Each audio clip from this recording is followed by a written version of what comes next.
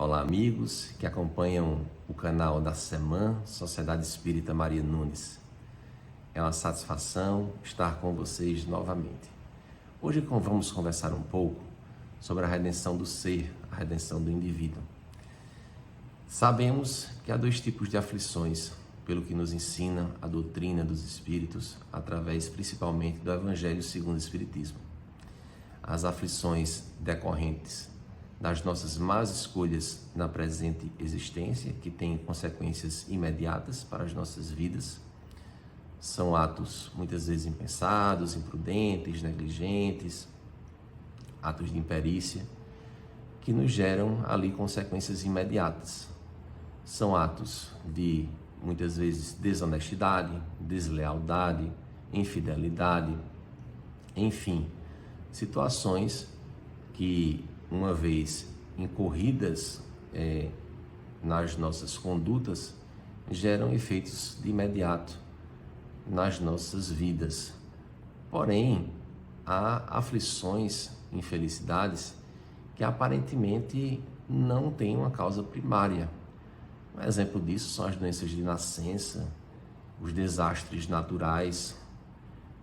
Vivemos situações desses tipos nos últimos tempos, inclusive aqui no Brasil. Os acidentes, a perda precoce de entes queridos. Essas são situações que nós, muitas vezes, não temos condições de aferir quais foram os motivos que geraram a sua causa. E o fato é que muitas dessas situações nos colocam em extrema reflexão sobre a justiça de Deus, sobre a bondade de Deus. Mas eu queria contar a vocês hoje um caso do espírito Valéria. Valéria, ela tem uma mensagem no livro Vozes do Grande Além, e essa mensagem é uma mensagem psicofônica, traz um relato de uma experiência que ela teve numa existência pretérita na carne. E basicamente Valéria, ela teve uma vida muito feliz. Ela tinha uma família, ela tinha um esposo, tinha 4 filhos. Ela não tinha grandes posses financeiras, mas ela vivia confortavelmente, vivia bem.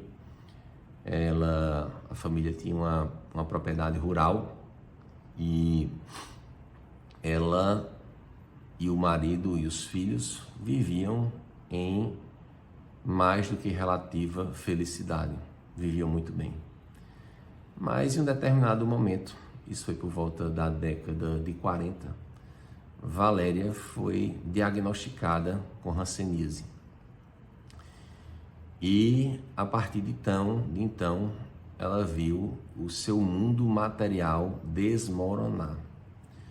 Por quê? O esposo e os filhos ficaram com medo da transmissibilidade daquela enfermidade, que era muito severa, e basicamente abandonaram Valéria. Eles moravam no campo, a família resolveu vender o sítio onde residia e abandonaram Valéria em uma palhoça, numa mata. Valéria passou a esmolar, passou a sofrer o escárnio da população local, e os seus companheiros basicamente eram os insetos, as varejeiras, a vegetação que estava ali no entorno daquela palhoça, na mata, onde ela passou a residir após ser abandonada pela família. E o seu único alívio eram basicamente as lágrimas e o conforto da oração, da prece. Ela não negligenciou na prece. E, embora sua fé, ela viu seu corpo apodrecer aos poucos. Aquele apodrecimento do corpo gerou a eliminação do seu egoísmo e da vaidade que ela tinha em outra hora. E, paralelamente a isso, ela foi entrando em estado de inanição. Ela basicamente não conseguia mais se mover, os seus pés muito debilitados. E o fato é que Valéria passou 10 anos da sua existência na carne, nesse contexto de muita dor. Valéria sentia muita sede, muita fome, muita aflição. Ela delirava bastante e esperava basicamente pela sua morte. E em dado dia, ela perguntou a Deus: por que tanto sofrimento, Deus?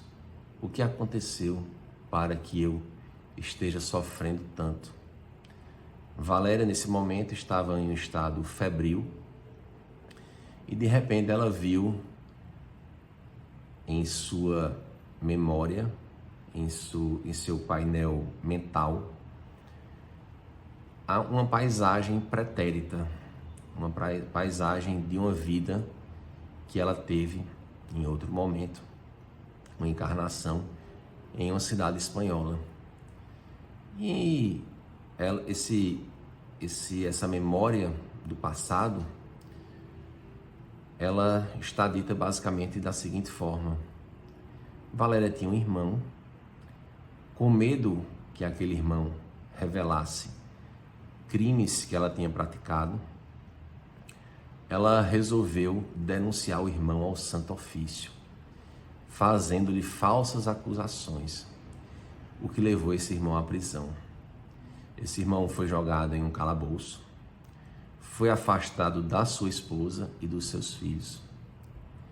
E não bastasse isso, Valéria, provavelmente com outro nome naquela época, requisitou que o irmão fosse supliciado no fogo, no que foi atendida pelo Santo Ofício. E assim, Valéria recordava, enquanto Valéria, todo aquele cenário de dor que ela gerou ao seu então irmão em uma existência pretérita. De volta ao quadro real da vida presente, na condição de Valéria, ela ficou a refletir sobre tudo aquilo que havia visto, se aquilo teria sido um sonho, se teria sido uma revelação, um ato de misericórdia divino. E nesse interregno, ela escuta ao redor do casebre, da palhoça onde ela residia, os passos de 2 homens. Esses 2 homens estavam em conversação. E um deles dizia para o outro: tens visto a megera leprosa? Aí o outro disse: acho que já morreu. Estou sentindo um mau cheiro no ar. O outro disse: vamos verificar. Não quero vê-la. Deve estar só o cadáver. Vamos ajudá-la, para que os urubus não espalhem os seus restos contaminados. E assim, de risadas, atearam fogo à palhoça onde residia Valéria. Valéria ficou inerte, não conseguiu escapar, consequentemente, aquele ato, e sucumbiu ao fogo, sucumbiu às chamas, passando pelo mesmo sofrimento que outrora, em outra encarnação, havia infringido ao seu irmão. Mas o que eu queria chamar mais atenção para vocês é a fala de Valéria após a morte do corpo físico e ao desenlace daquele corpo. Ela diz o seguinte: mas, reduzido o meu corpo a cinzas, ergui-me do pó, vestida em roupa leve e alva. A gritar de júbilo, vi que meu rosto se reconstituíra, que minhas mãos estavam limpas, que meus cabelos estavam intactos, e, através das chamas que me libertavam, amigos de olhar brando me estendiam braços amorosos. Em ósculos de luz, ajoelhei-me feliz e em lágrimas de ventura agradeci a Deus as úlceras salvadoras e a fogueira da redenção. Ah, meus amigos, a evolução do direito concede-vos hoje sacerdotes e juízes respeitáveis na galeria dos povos mais cultos da terra. A Inquisição é um fantasma no tempo e o mundo começa a acalentar com segurança preciosos institutos de benemerência e solidariedade humana. Contudo, abstende-vos do crime, porque a culpa é assim como a jaula a encarcerar-nos a consciência. A culpa é assim como a jaula a encarcerar-nos a consciência, da qual somente nos libertamos pela bondade inexaurível do Pai Celestial, que desse ou daquele modo nos concede o ensejo de saldar nossos débitos ceitil por ceitil. Então vejam que a partir do seu desenlace do corpo físico, Valéria conseguiu perceber que aquela prova e aquela expiação que ela passara naquela existência que acabara de findar, era na verdade uma oportunidade de resgate e de libertação da sua consciência. Eis, pois, a bondade da justiça divina, esclarecida por Jesus e explicitada pela doutrina espírita.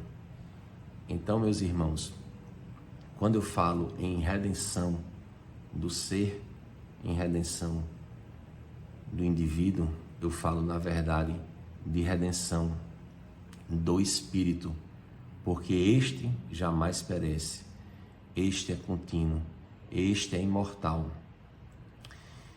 E o Evangelho segundo o Espiritismo nos ensina ainda em que há situações em que, a despeito de estarmos passando por provas e por expiações, se não nos revoltarmos com essas expiações, não apresentarmos queixas, e aqui eu não estou dizendo que ninguém está imune de sentir as dores, né? Nem de procurar melhoras, mas o Evangelho diz: se não nos revoltarmos e não apresentarmos queixas, é indício de que essa prova e essa expiação foram buscadas voluntariamente pelo Espírito, ao invés de imposta, e constitui prova de forte resolução do Espírito que está passando por aquilo, o que é sinal de progresso. Então, que saibamos compreender a verdadeira justiça divina e que a redenção é do Espírito e não da matéria. Que Jesus esteja com cada um de vocês.